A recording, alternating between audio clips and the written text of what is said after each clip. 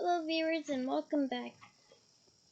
Today is the second to last chapter. Hard to believe we've come this far, huh? So let's begin. Chapter 16, Through the Trapdoor. In years to come, Harry would never quite remember how he had managed to get through his exams when he had expected Voldemort to come bursting through the door at any moment. Yet the days crept by and there could be no doubt that Buffy was still alive and well behind the locked door. It was sweltering hot, especially in the large classroom where they did their written papers. They had been given special new quills for the exams, which had been bewitched with an anti-cheating spell. They had practical exams as well. Professor Fitwick called them one by one into his class to see if they could make a pineapple tap dance across the desk. Professor McGonagall watched them turn a mouse into a snuff box. Points were given for how pretty the snuff box was, but taken away if it had whiskers. Snape made them all nervous, breathing down their necks while they tried to remember how to make a forgetfulness potion.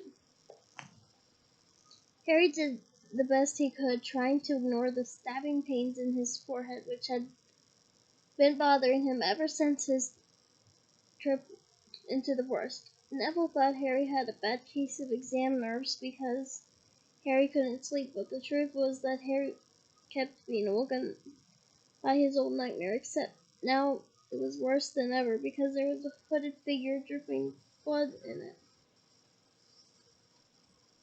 Maybe it was because they hadn't seen what Harry had seen in the forest, or because they didn't have scars burning on their foreheads. But Ron and Hermione didn't seem as worried about the stone as Harry. The idea of Voldemort certainly scared them. But he didn't keep visiting them in dreams, and they were so busy with their studying they didn't have much time to fret about what Snape or anyone else might be up to. Their very last exam was History and Magic. 1 hour answering questions about batty old wizards who invented stealth-stirring cauldrons, and they'd be free for a whole wonderful week until their exam results came out. When the ghost of Professor Binns told them to put down their clothes and roll up their parchment, Harry couldn't help cheering with the rest. "That was far easier than I thought it would be," said Hermione as they joined the crowds walking out onto the sunny grounds. "I needed to learn about the 1637 Werewolf Code of Conduct or the uprising of Elfric the Eagle." Hermione's always liked to go through the exam papers afterward, but Ron said this made him feel ill, so he wandered down to the lake and flopped under a tree. The Weasley twins and Lee Jordan were tickling the tentacles of a giant squid which was basking in the warm showers. "No more studying," Ron sighed happily, stretching out on the grass. "You could look more cheerful, Harry. We've got a week before we find out how badly we've done. There's no need to worry yet." Harry was rubbing his forehead. "I wish I knew what this means," he burst out angrily. "My scar keeps hurting. It happened before, but never as often as this." "Go to Madame Pomfrey," Hermione suggested. "I'm not ill," said Harry. "I think it's a warning. It means danger's coming." Ron couldn't get worked up. It was too hot. "Harry, relax. Hermione's right. The stone's safe as long as Dumbledore's around. Anyway, we've never had any proof Snape found out how to get past Fluffy. He nearly had his leg ripped off once. He's not going to try it again in a hurry. And Neville will play Quidditch for England before Hagrid lets Dumbledore down."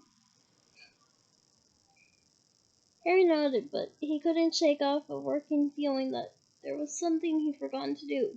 Something important.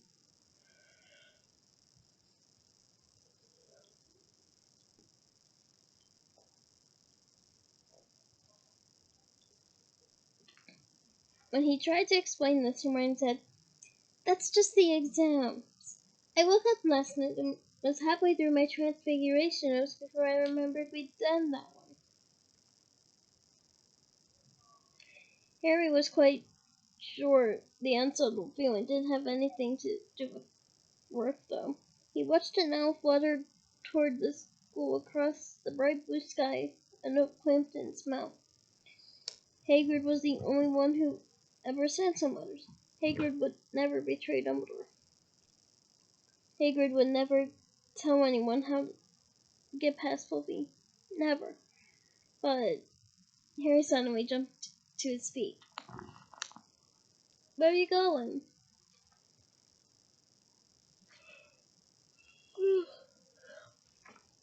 said Ron sleepily. "Yeah, I feel that way about now. I just woke up from a nap. I've just thought of something," said Harry. He had turned away. "We've got to go and see Hagrid now." "Why?" panted Hermione, hurrying to keep up.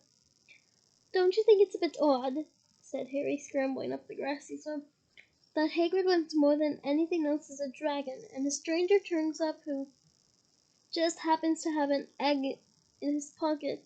How many people wander around with dragons as if it's against wizard law? Lucky they found Hagrid, don't you think? Why didn't I see it before?"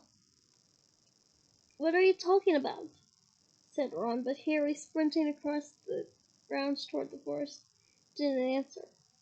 Hagrid was sitting in an armchair outside his house. His trousers and sleeves were rolled up, and he was shelling peas into a large bowl. Yummy. "Hello," he said, smiling. "Finished your exam? Got time for a drink?" "Yes, please," said Ron, but Harry cut him off. "No, we're in a hurry, Hagrid. I've got to ask you something. You know that night you were alone, but what did the stranger you were playing cards with look like?" "Don't know," said Hagrid casually. "He wouldn't take his cloak off." He saw the three of them look stunned and raised his eyebrows. "It's not that unusual. You get a lot of funny folk in the Hogshead. Said. That's one of the pubs down in the village. Might have been a dragon dealer, mightn't he? I never saw his face. He kept his hood up." Harry sank down next to the bowl of peas. "What did you talk to him about, Hagrid? Did you mention Hogwarts at all?" "Might have come up," said Hagrid, frowning as he tried to remember. "Yeah, he asked what I did, and I told him I was gamekeeper here. He asked a bit about the sort of creatures I look after. So I told him, and I said I always really wanted a dragon. I can't remember too well because he kept buying me drinks. Let's see, yeah, then he said he had the dragon eggs and we could play cards for it if I wanted. But and to be sure I could handle it. He didn't want to go to any old home. So I told him after Fluffy, a dragon would be easy."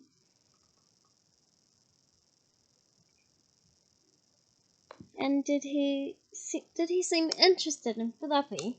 Harry asked, trying to keep his voice calm. "Well, yeah. How many three-headed ogres did you meet, even around Hogwarts?" So I told him, "Fluffy's a bit of a piece of cake if you know how to calm him down. Just play him a bit of music and he'll go straight off to sleep." Hagrid suddenly looked horrified. "I should have told you that," he blurted out. "Forget I said it. Hey, where are you going?"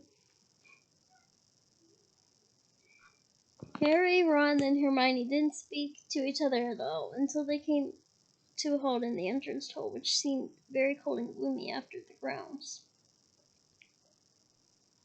"We've got to go get Dumbledore," said Harry. Hagrid told that stranger how to get past Fluffy, and it was either Snape or Voldemort under that cloak.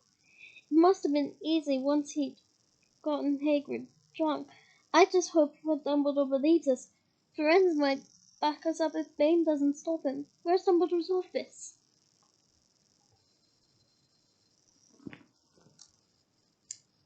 They looked around as if hoping to see a sign pointing them in the right direction.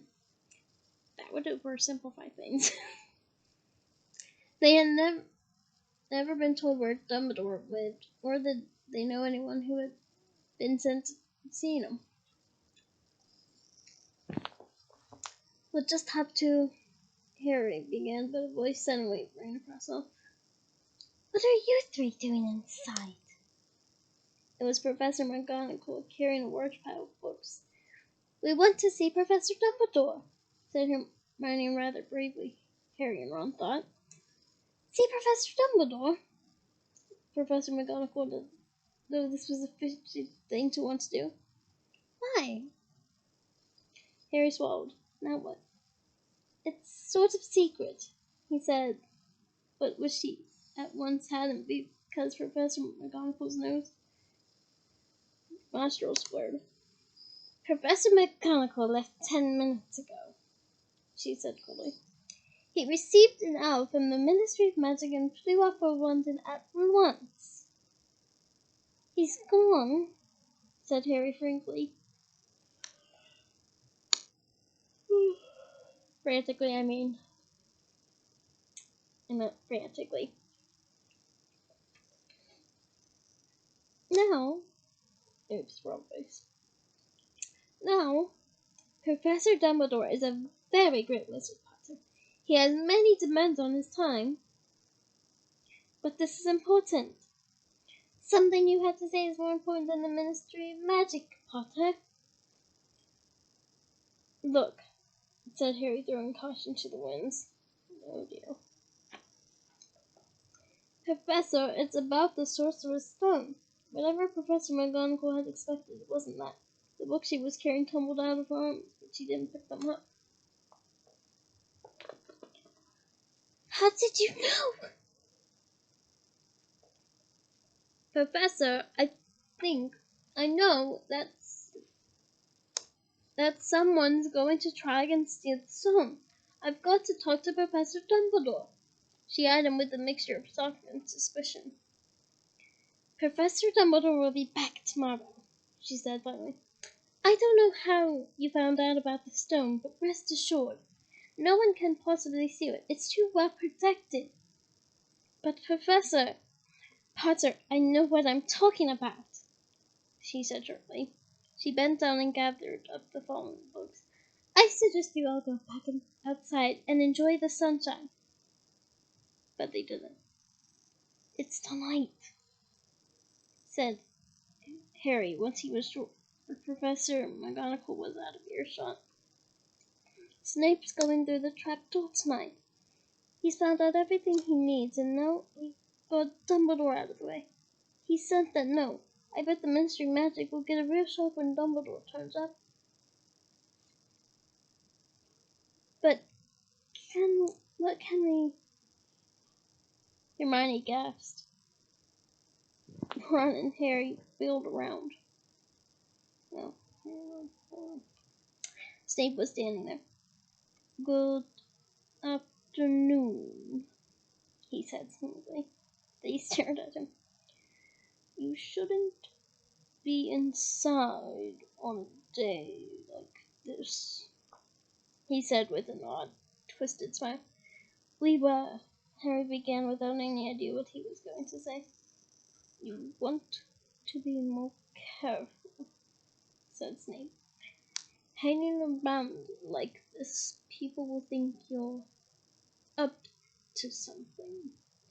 And Gryffindor really can't afford to lose any more points, can it? Harry flushed. They turned to go outside, but Snape called them back. Be warned, Potter. Any more nighttime wanderings, and I will personally make sure you are expelled. Good day to you. He strode off in the direction of the staff room. Out on some stone steps, Harry turned to the others. Right, here's what we got to do, he whispered urgently. One of us has got to keep an eye on Snape, wait outside the staff room, and follow him if he leaves it. Hermione, you better do that. Why me? It's obvious, said Ron. You can pretend to be waiting for Professor Flitwick. He put on high voice. Oh, Professor Flitwick, I'm so worried. I think I got a question 14B wrong. Oh, shut up, said Hermione, but she agreed to go and watch for Snape. And we'd better stay outside the third floor corridor, Harry told Ron. Come on. But that part of the plan didn't work. No sooner had they reached the door separating Fluffy from the rest of the school than Professor McGonagall turned up again, and this time she lost her temper. I suppose you think you're harder to get past than a pack of enchantments, she stormed. Never this nonsense. If I hear you've come anywhere near here again, I'll take another 50 points from Gryffindor. Yes, Weasley, from my own house. Harry and Ron went back to the common room. Harry had just said, at least Hermione's on Snape's tail, when the portrait of Fat Lady swung open and Hermione came in. I'm sorry, Harry, she wailed. Snape came out and asked me what I was doing, so I said I was waiting for Flitwick. And Snape went to get him, only I've just got away. I don't know where Snape went. Well, that's it then, isn't it? The other two stared at him. He was pale and his eyes were glittering. I'm going out of here tonight, and I'm going to try to get the stone fast. You're mad, said Ron. You can't, said Hermione. After what McGonagall and Snape have said, you'll be expelled. So what? Harry shouted. Don't you understand? If Snape gets hold of the stone, Voldemort's coming back. Haven't you learned what it was like when he was trying to take over? There won't be any Hogwarts to get expelled from. He'll flatten it or turn it into a school for the dark arts. Losing points doesn't matter anymore, can't you see? Do you think he'll leave you and your families alone if Gryffindor wins the House Cup? If I get caught before I can get to the stone, well, I'll have to go back to the Dursleys and wait for Voldemort to find me there. It's only dying bit of later than I would have because I'm never going over to the dark side. I'm going through that trapdoor tonight, and nothing you two say is going to stop me. Voldemort killed my parents, remember? He glared at them. You're right, Harry, Hermione said in a small voice. I'll use the invisibility cloak. It's just lucky I got it back. But will it cover all three of us? Said Ron. All three of us. Oh, come off it. You don't think we'd let you go alone? Of course not, said Hermione briskly. How do you think you'd get to the stone without us? I'd better go and look through my books. There might be something useful. But if we get caught, you two will be expelled too. Not if I can help it, said Hermione grimly.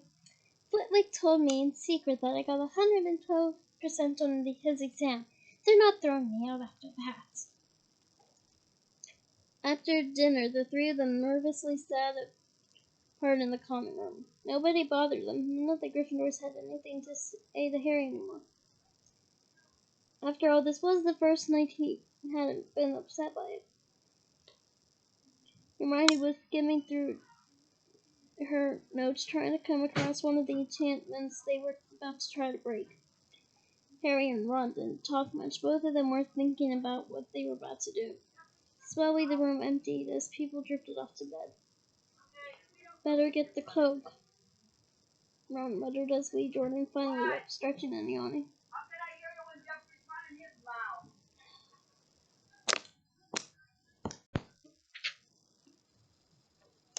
Harry ran upstairs to their dark dormitory.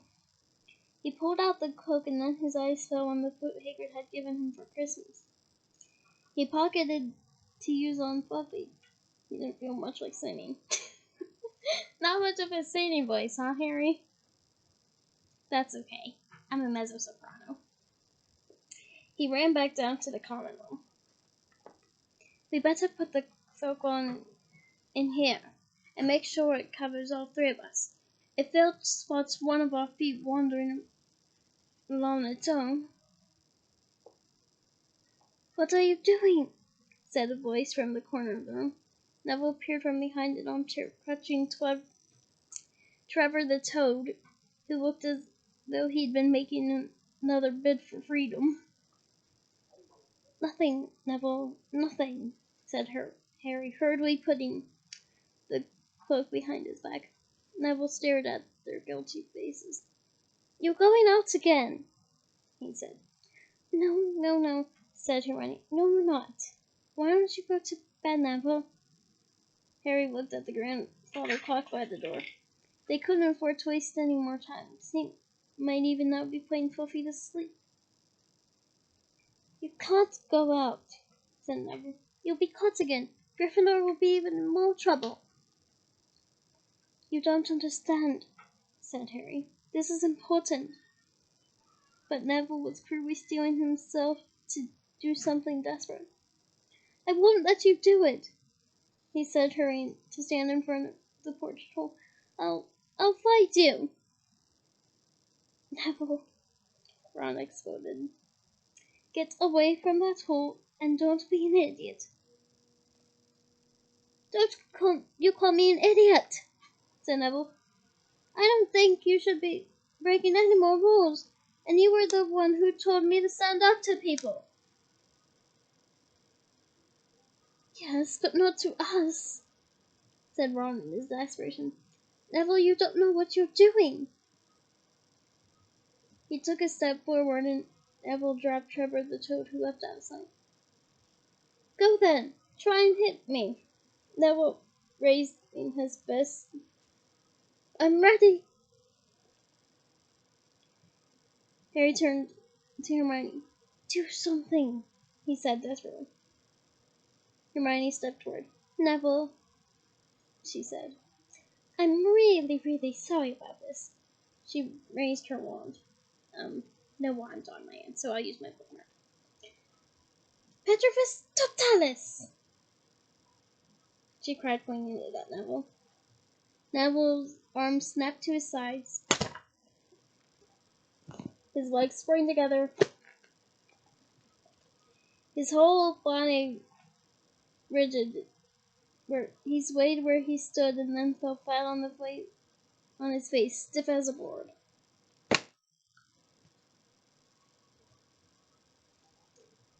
Hermione ran to turn him over. Neville's jaws were jammed together so he couldn't speak. Only his eyes were moving, looking at them in horror. What have you done to him? Harry whispered. It's the full body bind, said Hermione miserably. Oh, Neville, I'm so sorry. We had to, Neville. No time to explain, said Harry. You'll understand later, Neville, said Ron as they stepped over him and pulled on the invisibility cloak. But leaving Neville lying motionless on the floor didn't feel like a very good omen.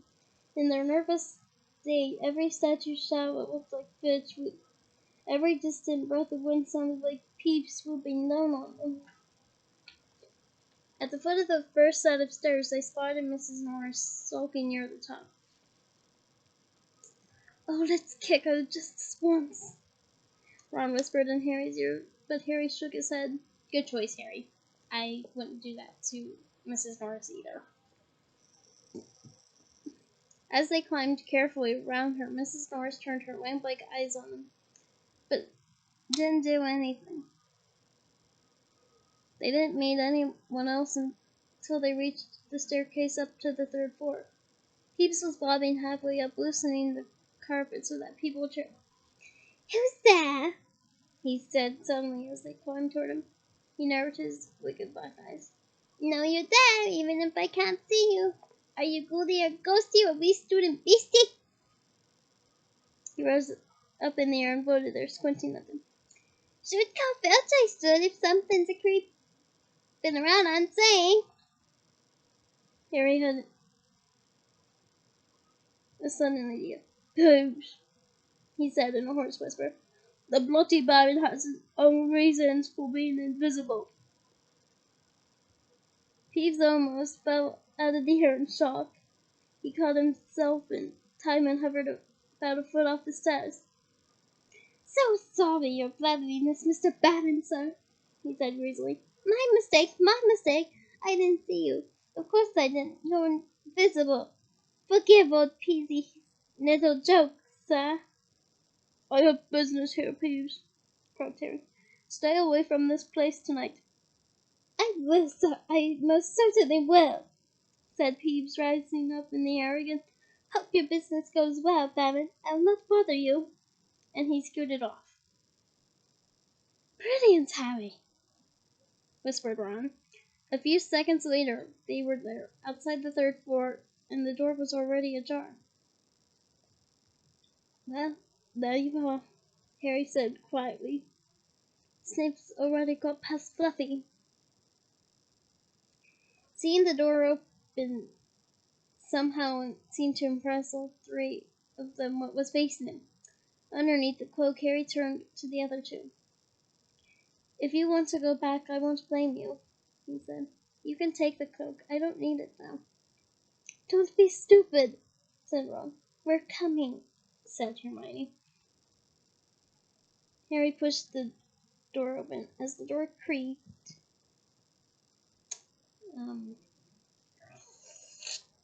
best creaky noise I can come up with. Low grumbling growls mothers. That I can do.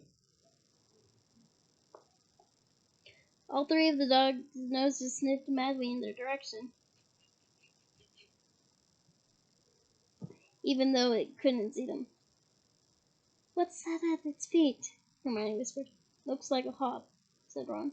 Snape must have left it there. It must wake up the moment you stop playing, said Harry. Oh, here goes. He put Hagrid's flute to his lips and blew. I don't know how to play flute myself, so I'd probably play it horribly too. It wasn't really a tune, but from the first note the beast's eyes began to droop. Harry hardly drew breath. Slowly the dog's growls ceased. It tottered on its paws and fell to its knees. Then it slumped to the ground, fast asleep. Keep playing, Ron warned Harry as they slipped out of the cloak and crept toward the trapdoor. They could feel the dog's hot, smelly breath as they approached the giant heads. Oof. I think we'll be able to pull the door open, said Ron, peering over the dog's back. Want to go first, Hermione? No, I don't. All right. Ron gritted his teeth and stepped carefully over the dog's legs. He bent and pulled the rein out of the trapdoor, which swung up and open. What can you see? Hermione said anxiously. Nothing. Just black. There's no way of climbing down. We'll just have to drop. Harry, who was still playing the flute, waved at Ron to get his attention and pointed at himself. You want to go first? Are you sure? I don't know how deep this thing goes. Give the flute to Hermione so she can keep him asleep. Harry handed the flute over. In the few seconds' silence, the dog growled and twitched. But the moment Hermione began to play, it fell back into its deep sleep. Harry climbed over it and looked down through the trapdoor. There was no sign of the ball. He lowered himself through the hole until he was hanging by his fingertips. Then he looked up at Ron and said, If anything happens to me, don't fall. Go straight to the Owlry and said Hedwig to Dumbledore. Right? Right, said Ron. See you in a minute, I hope. And Harry let go. Damp, cold air rushed past him as he fell down, down, down, and plump. With a funny, muffled sort of thump, he landed on something soft. He sat up and felt around, his eyes not used to the gloom. It felt as though he was sitting on some sort of plant. It's okay, he called up to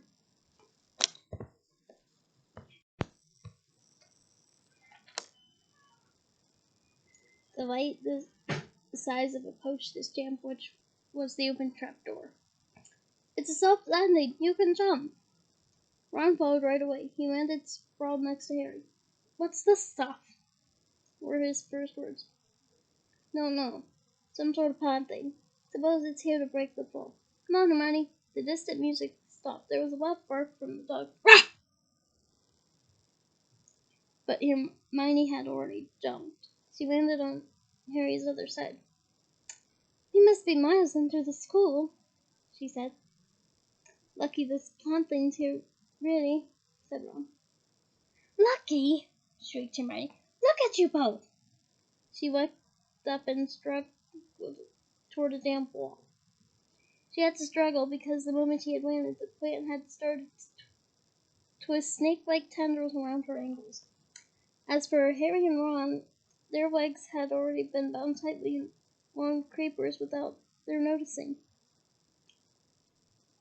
Hermione had managed to free herself before the plant got a firm grip on her. Now she watched in horror as the two boys fought to pull off the plant off them, but the more they strained against it, the more tighter and faster the plant wound around them. Stop moving! Hermione ordered them. I know what this is. It's Devil's Snap.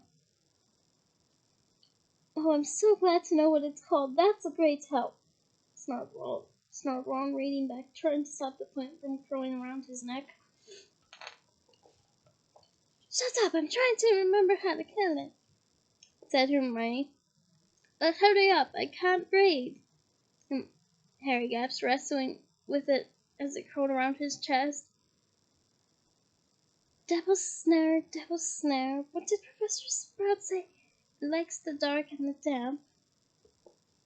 So light a fire! Harry choked. Yes, of course, but there's no wood, Hermione cried, wringing her hands. Have you gone mad? Ron bellowed. Are you a witch or not? Oh, right, said Hermione. She whipped out her wand and waved it, muttered something, and sent a jet of the same bluebell flame she had used on Snape at the plant. In a matter of seconds, the two boys felt it loosening its grip as it cringed away from the light and warmth. Wriggling and flailing, it unraveled itself from their bodies, and they were able to pull free. Lucky you pay attention or bothered you, Hermione, said Hermione as he joined her by the wall, wiping sweat off his face. Yeah, said Ron, and lucky Harry doesn't lose his head in a crisis. There's no wood, honestly.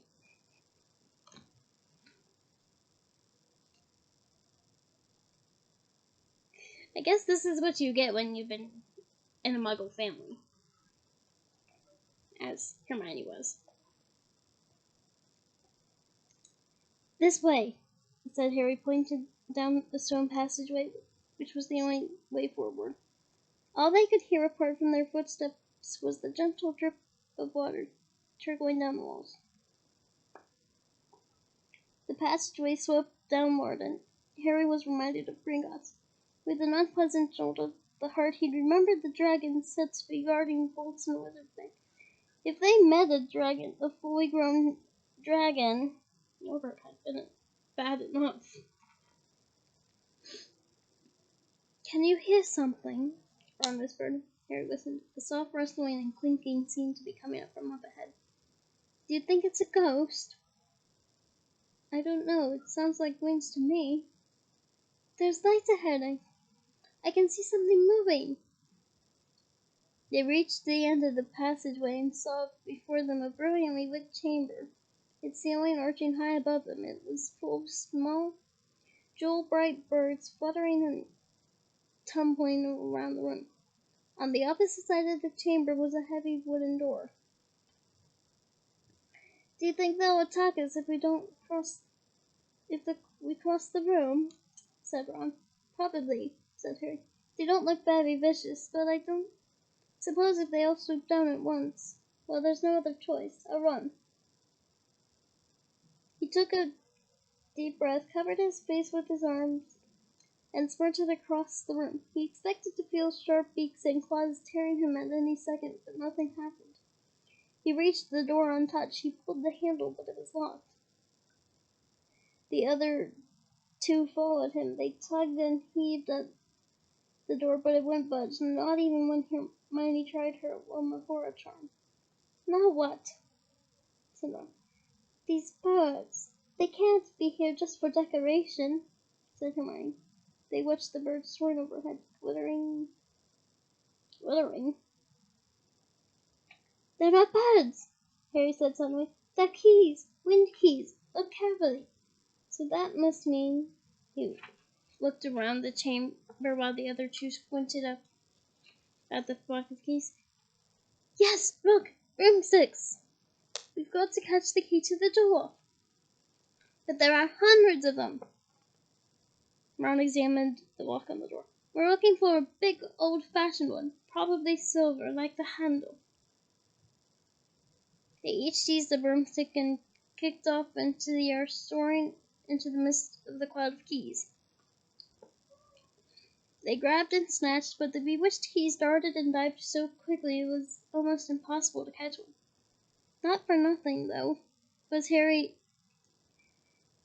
the youngest seeker in the century. He had a knack for spotting things other people didn't. I'm observant too, Harry. Don't feel bad.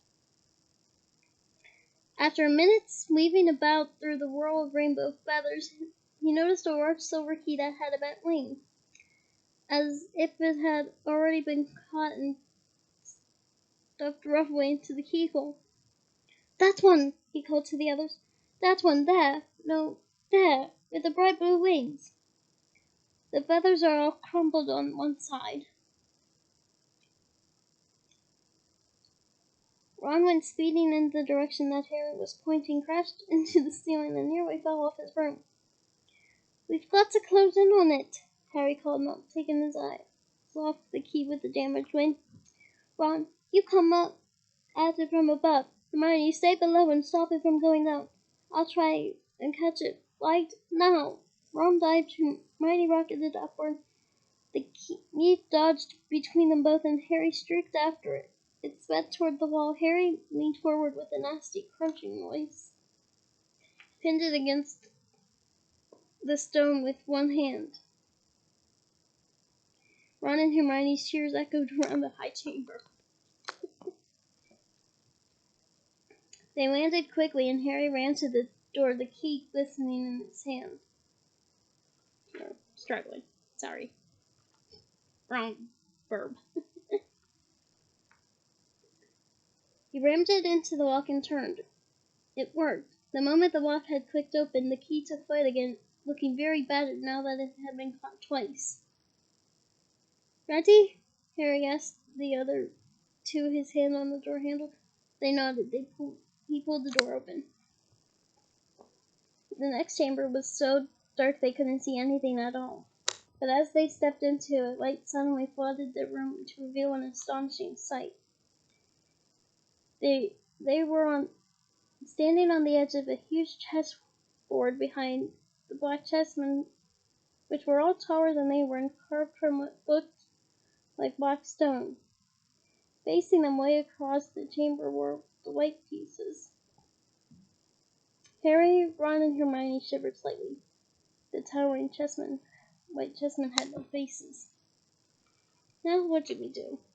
Harry whimpered. It's obvious, isn't it? Said Ron. We've got to play our way across the room.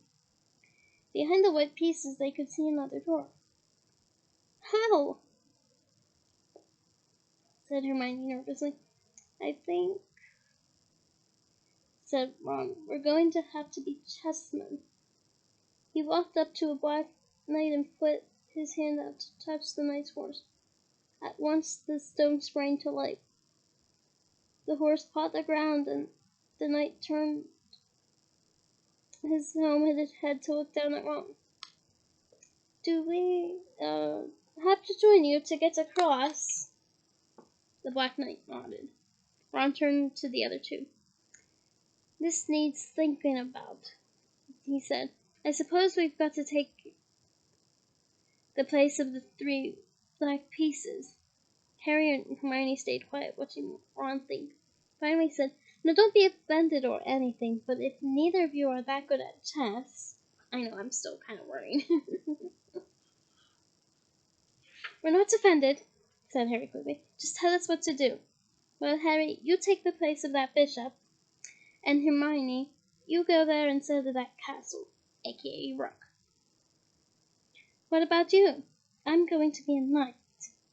The chessmen seemed to have been listening, because at these words a knight, a bishop, and a castle turned their backs on the white pieces and walked off the board, leaving 3 empty squares that Harry, Ron, and Hermione took.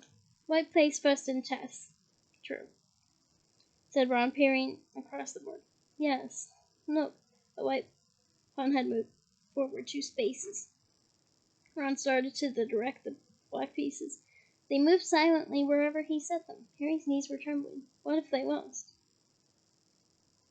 Harry moved diagonally 4 squares to the right. Their first real shock came when the other knight was taken. The white queen smashed him to the floor and dragged him off the board, where he lay quite still, face down. Had to let that happen, said Ron, looking shaken. Leaves you free to take that bishop, Hermione. Go on. Every time one of their men was lost, the white pieces showed no mercy. Soon there was a huddle of limp black players and slumped along the wall. Twice, Ron had only noticed in time that Harry and Hermione were in danger. He himself darted around the board, taking almost as many as white pieces as they had lost black ones. We're nearly there, he muttered suddenly. Let me think. The white queen turned her blank face toward him. Yes, said Ron softly. It's the only way. I've got to be taken. No! Harry and Hermione shouted. That's chess, snapped Ron. You've got to make some sacrifices. I'll make my move and she'll take me. That leaves you free to checkmate the king, Harry. But do you want to stop sleep or not? Ron, look, if you don't hurry up, he'll already have the snow. There was no alternative. Ready? Ron called, his face pale but determined. Here I go. Now don't hang around once you've won. He stepped forward and the white queen pounced. She struck Ron across the head with her stone arm, and he crashed on to the floor. Hermione screamed, but stayed on her square. The white queen dragged Ron to one side. He looked as though he'd been knocked out. Shaking, Harry suddenly moved 3 spaces to the left.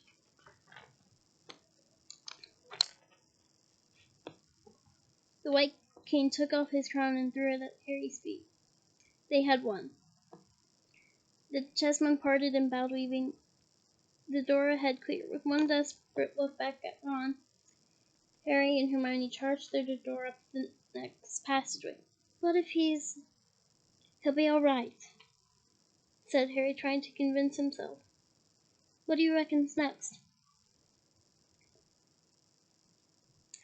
We've had sprouts, then was the devil's snare. Flitwick must have put charms on the keys. McGonagall transfigured the chessmen to make them alive. That leaves Crow's spell and Snape's. They had reached another door.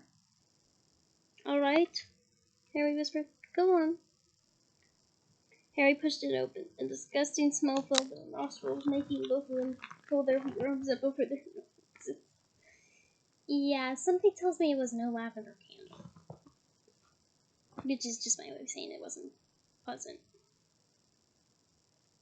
Eyes watering, they saw flat on the floor in front of them a troll even larger than the one they had tackled out cold with the bloody lump on its head.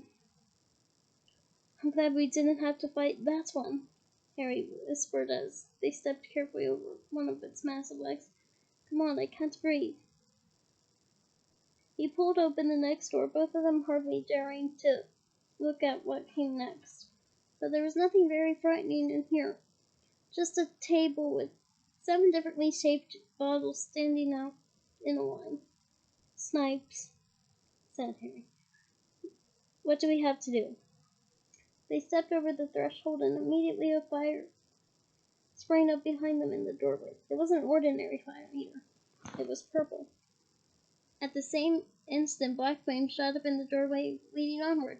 They were trapped. Look! Hermione seized a roll of paper laying next to the bottles. Harry looked over her shoulder to read it. Danger lies before you, while safety lies behind. Two of us will help you, whichever you would find. One among the 7 will let you move ahead. Another will transport the drinker back instead. 2 among a number hold only nettle wine. 3 of us are killers waiting hidden in line.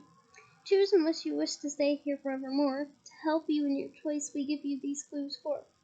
First, however shyly the potion tries to hide, you will always find some nettle wine's left side. Second, different are those who stand at either end. But if you move onward, neither is your friend. Third, as you see clearly, all are different size. Neither dwarf nor giant holds death in their insides. Fourth, the second left and the second on the right are twins once you taste them, though different at first sight. Hermione let out a great sigh and Harry amazed saw that she was smiling very less than he felt like doing. Brilliant! Said Hermione. This isn't magic, it's logic, a puzzle. A lot of the greatest wizards haven't gotten onto logic. They'd be stuck in here forever. But so will we, won't we? Of course not, said Hermione. Everything we need is here on the paper. 7 bottles, 3 are poison, 2 are wine, 1 will get us safely through the black fire, and 1 will get us back through the purple. But how do we know which to drink? Give me a minute. Hermione read the paper several times. Then she walked up down the line of bottles, muttering to herself and pointing at them. At last she clapped her hands. Got it, she said. The smallest bottle will get us through the black fire toward the stone. Harry looked at the tiny bottle. There's only enough for one of us, he said. That's hardly 1 swallow. They looked at each other. Which one will get you back through the purple flames? Hermione pointed at a rounded bottle right at the end of the line. You drink that, said Harry. No, listen. Go back and get Ron. Grab brooms from the flying key room. They'll get you out of the trapdoor and past Fluffy. Go straight to the Owlery and send Hedwig to Dumbledore. We need him. I might be able to hold Snape off for a while, but I'm no match for him, really. But Harry, what if you know who's with him? Well, I was lucky once, wasn't I? Harry said, pointing at his scar. I might get lucky again. Hermione's lip trembled, and she suddenly dashed at Harry and threw her arms around him. Hermione! Harry, you're a great wizard, you know. I'm not as good as you, said Harry, very embarrassed as she let go of him. Me? Said Hermione. Books and cleverness. There are more important things. Friendship and bravery. Oh, Harry, be careful. You drink first, said Harry. You are sure which is which, aren't you? Positive. She took a long drink from the brown bottle at the end and shuddered. It's not poison, said Harry anxiously. No, but it's like ice. Quick, go before it wears off. Good luck. Take care. Go. Hermione turned and walked straight through the purple fire. Harry took a deep breath and picked up the smallest bottle. He turned to face the black flames. Here I come, he said, and he drained the middle bottle in one go. It was indeed as though ice was flooding through his body. He put the bottle down and walked forward. He braced himself, saw the black flames licking his body, but couldn't feel them. For a moment he could see nothing but dark fire. Then he was on the other side, in the last chamber. There was someone already there, but it wasn't Snape. It wasn't even Voldemort. And that is the end of this chapter. Join me next week to finish Sorcerer's Stone. It has been a marvelous journey, and I cannot wait to get Chamber of Secrets started with you. But after next week. Bye!